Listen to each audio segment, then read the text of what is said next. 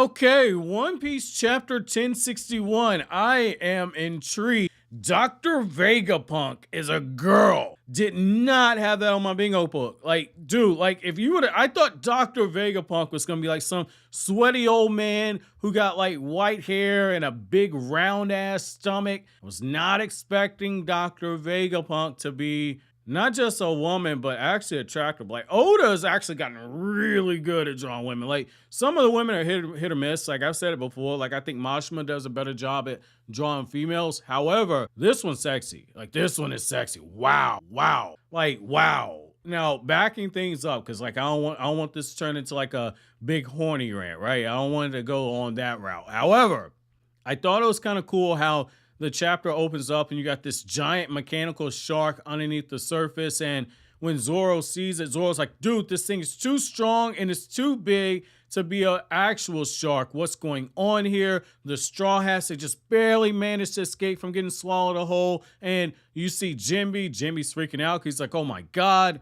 Luffy and Chopper, they've fallen into the water. I got to go after them.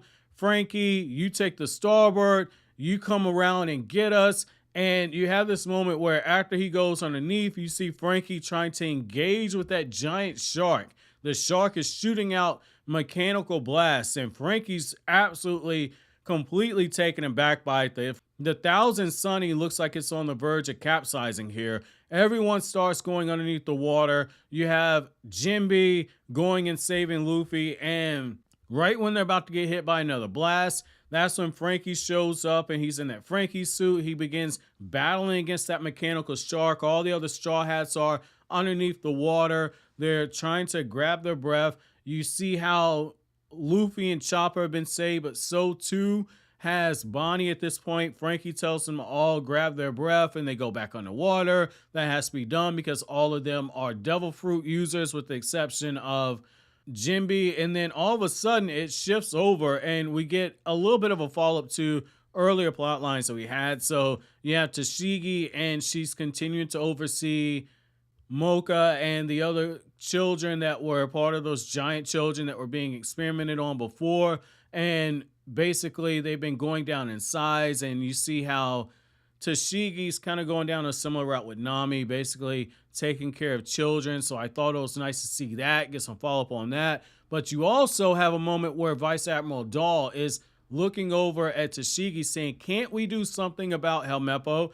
And it's because he's absolutely lost it because of what happened with Koby and the fact that Koby has been taken hostage. And when they try and make the case to have Koby saved, they're told like, dude, Blackbeard's island is called Full of Lead for a reason because of all the shootouts that take place there. We can't actually go there. Our hands are tied. And I like how even without seeing Blackbeard, they're just continuing to build Blackbeard up as a potential final villain. And while I don't think he's going to be a final villain, I think that you're definitely going to have something with the world government. But it's one of those things where like Blackbeard, even though he's not on screen, he's continuing to be built up like a genuine threat.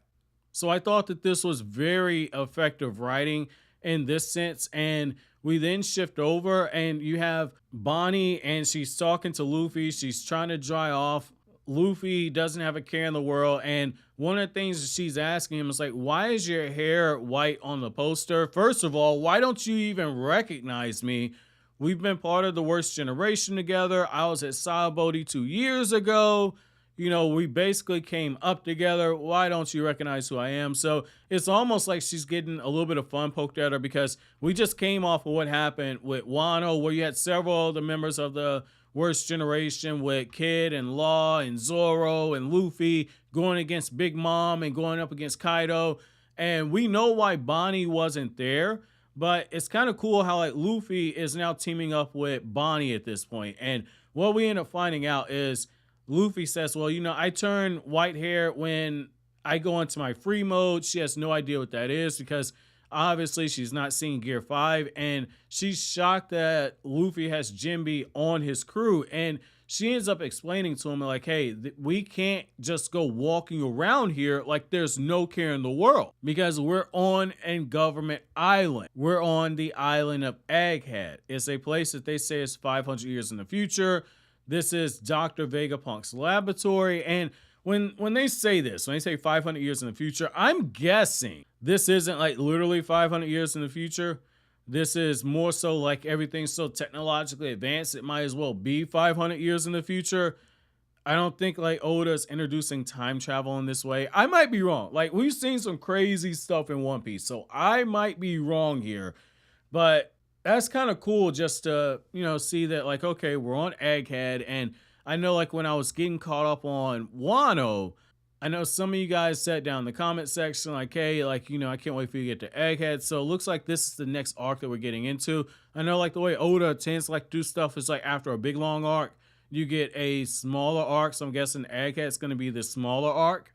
I'm wondering if we're finally going to get some answers with Dr. Vegapunk. And what I like here is that after this giant machine ends up saving the Thousand Sunny and the Straw Hats, Vegapunk comes out. You see Sanji looks like he's about to start simping because you got a woman here, and she says like, hey, all you pirates, don't get the wrong idea. I didn't save you. At the end of the day, I am a scientist hired by the world government. They call me Dr. Vegapunk.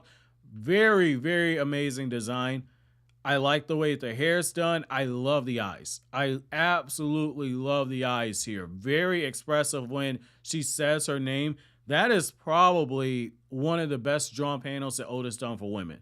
Like just that whole thing right there. Like I'm big on Nami. You guys know that. Like I absolutely love Nami. However, Dr. Vegapunk, that's making a run for best girl right there. That's amazing. But what we end up finding out from her is that giant shark was one of her creations, and she says that she wanted that giant shark to actually go through and do some recon and not necessarily engage, not eat anything. And she says that it was a problem with the programming. So we're about to see, like, we heard all this stuff about Dr. Vegapunk and all these crazy experiments and stuff. So it definitely looks like we're going to see something very wacky coming forward. So my chapter question for you guys, we're going to keep this one very, very simple, very easy and to the point. What do you guys think about Dr. Vegapunk's design? Where would you rank Dr. Vegapunk in terms of One Piece female designs in the series?